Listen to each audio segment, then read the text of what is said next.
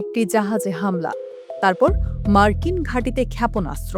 কিন্তু প্রশ্ন হলো, এটি কি শুধু ইরান যুক্তরাষ্ট্র সংঘাত, নাকি এর আড়ালে ইরানের ভেতরেই শুরু হয়েছে ভয়ঙ্কর ক্ষমতার লড়াই? কেন কট্টরপন্থীরা এখন একের পর এক যুদ্ধের ডাক দিচ্ছে?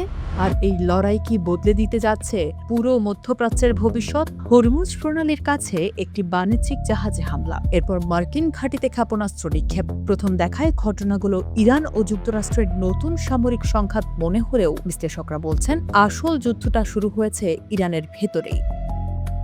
তেহরান এখন মুখোমুখি দুটি শক্তি। একদিকে রয়েছে যুক্তরাষ্ট্রের সঙ্গে কূটনৈতিক সম্পর্ক ধরে রাখতে চাওয়া নরমপন্থীরা, অন্যদিকে রয়েছে এমন কট্টরপন্থীরা যারা মনে করে ওয়াশিংটনের সঙ্গে কোনো সমঝোতা নয়, বরং সরাসরি প্রতিশোধই একমাত্র পথ। ঘটনার সূত্রপাত ৬ জুলাই রাতে হরমুজ প্রণালীর কাছে বাণিজ্যিক জাহাজে হামলার মাধ্যমে। পরদিনও উত্তেজনা অব্যাহত থাকে। ৮ জুলাই সকালে সেটি গড়ায় মার্কিন ঘাঁটিতে ক্ষেপণাস্ত্র হামলায়। এর আগে যুক্তরাষ্ট্রের সেন্টকম দক্ষিণ ইরানের ৮০টির বেশি লক্ষ্যবস্তুতে হামলা চালিয়েছিল। পাল্টা জবাবে তেহরানের দাবি, তারা মার্কিন স্বার্থ সংশ্লিষ্ট ৮৫টি লক্ষ্যবস্তুতে আঘাত করেছে। এই সংঘাতের মধ্যেই কট্টরপন্থী সংবাদ মাধ্যমগুলো দাবি করতে শুরু করেছে, গত জুনে যুক্তরাষ্ট্রের সঙ্গে স্বাক্ষরিত সমঝোতা স্মারক বা MOU কার্যত ব্যর্থ হয়েছে। তেহরান মিউনিসিপ্যালিটির দৈনিক হাম শাহরি বলছে, এটি কোনো ছাড়ের চুক্তি ছিল না, বরং যুক্তরাষ্ট্র ইরানের ক্ষেপণাস্ত্র সক্ষমতা এবং আঞ্চলিক প্রভাব মেনে নিতে বাধ্য হয়েছে। তাদের আরও দাবি, চুক্তির ৬০ দিনের বাস্তবায়ন সময়ে যদি ওয়াশিংটন বা তার মিত্ররা নতুন শর্ত চাপানোর চেষ্টা করে, তাহলে বৈশ্বিক জ্বালানি সরবরাহ হুমকির মুখে পড়বে। সাম্প্রতিক নৌ সংঘাতকে তারা সেই সতর্কবার্তার প্রমাণ হিসেবেই তুলে ধরছে। কিন্তু কায়হান পত্রিকার অবস্থান আরও কঠোর।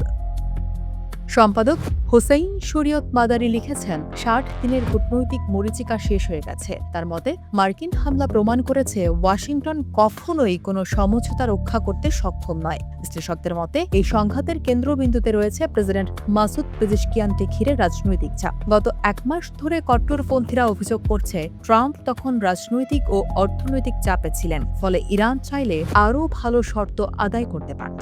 খামেনির জানাজা ঘিরেও এই ক্ষোভ আরও তীব্র হয়েছে।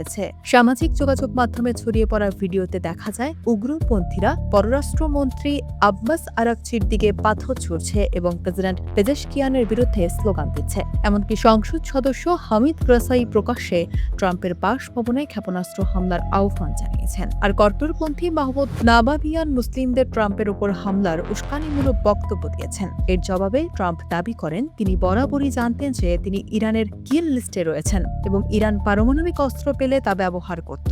এদিকে হামশারি আরও বলছে, কুয়েত ও বাহরাইনে মার্কিন স্থাপনার হামলা প্রমাণ করেছে সংঘাত আর শুধু ইরানের মধ্যে সীমাবদ্ধ নেই। যুক্তরাষ্ট্র ইরানের তেল রপ্তানির ছাড়পত্র বাতিল করায় তারা এটিকে পূর্ণ অর্থনৈতিক যুদ্ধ বলছে এবং হরমুজ প্রণালী বন্ধ করে দেওয়ার হুমকিও দিয়েছে।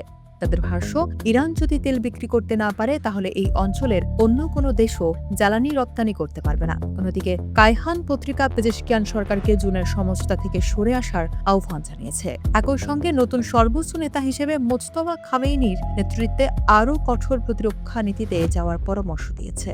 ইতিমধ্যে জাতীয় নিরাপত্তা কমিটির মুখপাত্র ইব্রাহিম রেজাই, সামরিক উপদেষ্টা মহসেন রেজাই সহ শীর্ষ কর্মকর্তারা যুদ্ধের প্রস্তুতির কথা জানিয়েছেন।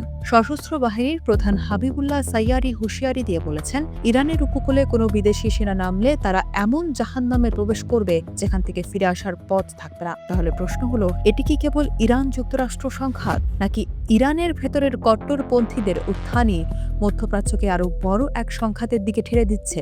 এই প্রশ্নের উত্তরই হয়তো নির্ধারণ করবে আগামী দিনের মধ্যপ্রাচ্যের নতুন সমীকরণ।